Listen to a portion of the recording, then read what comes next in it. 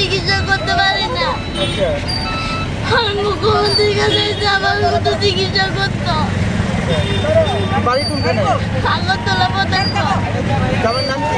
বিকাশ দেবনাথ।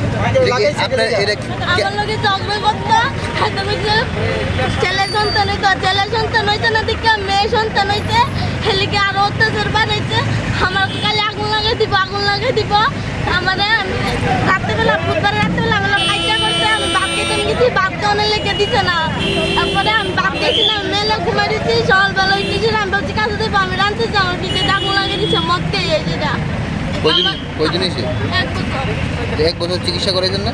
টাকার অভাবে চিকিৎসা করতে পারতেছি না। আমার বাবার দিনের না দিনটা। আগুন লাগাইছিস 1 বছর হইছে? স্বামী ওখানে কই আছে? এখন বাড়িতে আছে।